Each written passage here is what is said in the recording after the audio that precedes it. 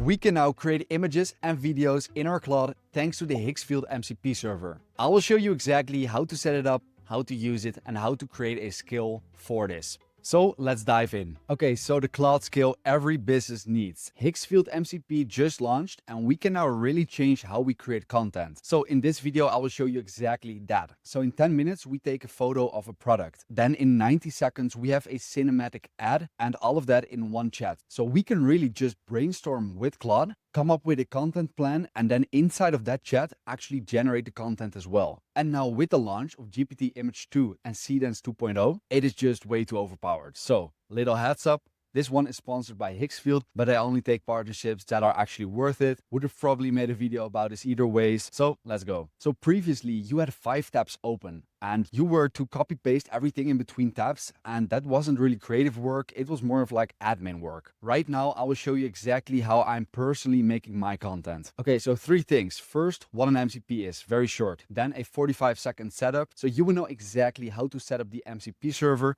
And then we'll build a Claude skill live, so you will know exactly how I'm personally making my skills. Also, I will share the skill with you in the description. So, what an MCP actually is. So before MCPs, Claude could really just talk about doing things like, hey, you should go to this app, open it and do this. Right now with MCPs, and if you've used an MCP, you know the power behind that. It is so easy to have your Claude connected to any other app. So Claude can now actually do them. So how the whole thing wires up. So we have Claude right here, and that is the chat we are already in. But then with the Higgsfield MCP, we connect it to our Claude chat. And then inside of the Higgsfield MCP, it has all the connections made for us. So whether we want to use Seedance 2.0, GPT Image 2, it doesn't matter. We can use it because we have the connection with the Higgsfield MCP. So right now, this is the only native MCP server that has access to Seedance 2.0 and GPT Image 2. And today we're using that. So I will now show you exactly how to set up your MCP server in Claude. So what we do is the following. We have our new Claude account right here. So when we go to the bottom, we can go to settings. And then right here, we have connectors. So let's click that. Then we can add a custom connector. So we give it a name, Higgsfield, and then we paste this URL. So it's mcp.higgsfield.ai/MCP. What we can then do is we can simply just add it. Done. We can then click on connect and it will open up the website of Higgsfield. So what we then do is we need to log in to our account. We click on continue. We then click on allow and we are done. That's it. We can then click on configure and right here, we have all the interactive tools that Claude can now access from Higgsfield. So we can click here on needs approval and we can set to always allow. So we do that and right here as well. Perfect. That's it. Setup, done. Next. So the real move right here isn't adding the MCP server. It's actually the skill behind it. And now that we have the Higgsfield MCP, we can write skills that can actually connect and work with the MCP server. Because without a skill, it works. But what happens is we need to write new prompts every time. And we need to fine-tune the way Claude interacts with the MCP server every single time. But when we build a skill, we basically store the way we want it to interact with the MCP server. So any creative workflow that you have, I really suggest you making a skill from that. If it is a very static workflow, do this, then that, then that. Don't make a skill for that. But whenever you need that Claude proactiveness, making a skill for that will long-term really pay off. So that is exactly what we'll do right now. So I go to Claude. And right here, I open up a new code session. And what I can now do is I can do a quick check to see if everything went correctly. So I do the following. Can you use Higgsfield MCP for me? Just a quick question. And it says, sure, what do you want me to do? So this is just your first check.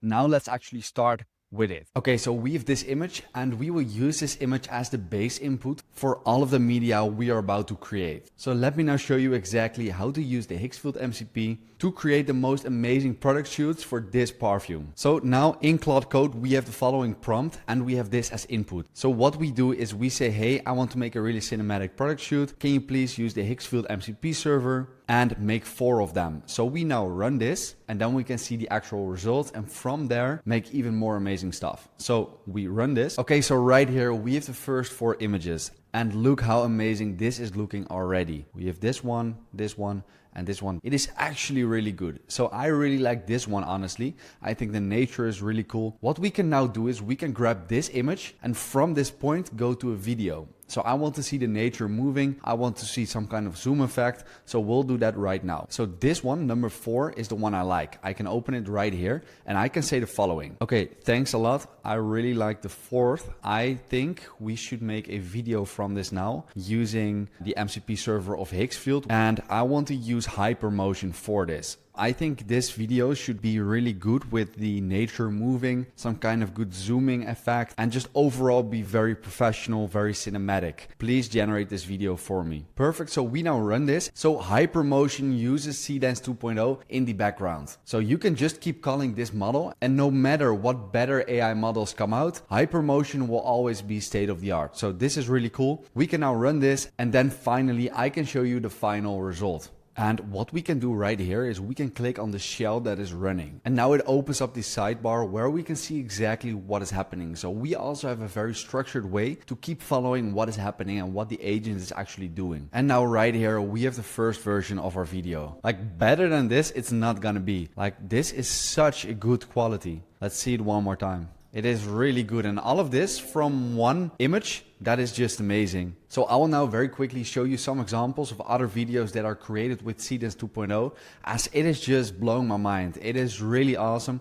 I think for a lot of businesses using this right now is just the right time. Very quickly, if you're enjoying this video, make sure to like and subscribe. And now let's go on with the prompting. So we use the voice option, and I will just go through every single point that has been made, and how you should see this is training an employee. So when you have a new employee, the first time it does something, it will probably be not that good. It's the same with AI tools. So when you use it for the first time, the result will be fine, but we can fine tune it just like an employee. So what we'll do is the following. Thanks for generating. Always say thanks. I think it is already pretty good. The whole flow works. I now want to make a skill from this so that next time that I'm asking you to generate an image or a video, always generate 4 images in completely different scenery, but really close to what the product is about. So it should feel like a native environment for that product. And our flow is as follows. We generate these 4 images, and from these images, we can then basically narrow down into one to generate 4 new images for a specific image, or an image might already be very good. And then we want to generate a video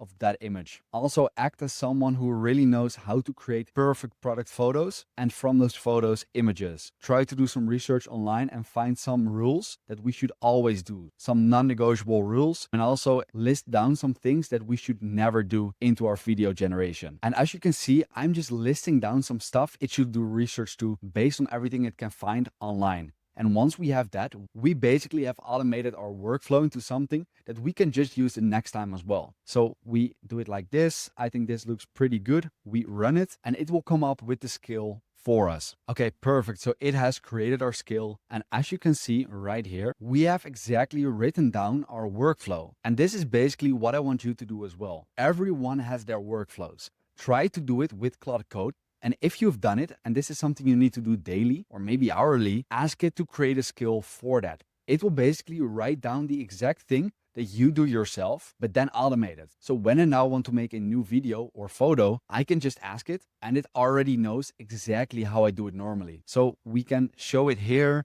I will also share this one with you. You can use this as a starting point. Just connect your own MCP server from Higgsfield and use this skill. And then from there, adjust this skill exactly on how you want it. So this looks really good. It's a really large skill as well. And this is just awesome. And like I said, you can use this for products, but also I am personally using this for my thumbnails, for example. Really those workflows that take a lot of time, making skills from them, like I cannot say it enough, is so valuable. Make sure to check out the link to Higgsfield as well. It is in the description, and also the link to this skill is available. Thank you for sticking around until the end of this video. I really hope you enjoyed it and learned anything from it. If so, make sure to like and subscribe. It really means a lot to me, and then we'll see each other in my next video.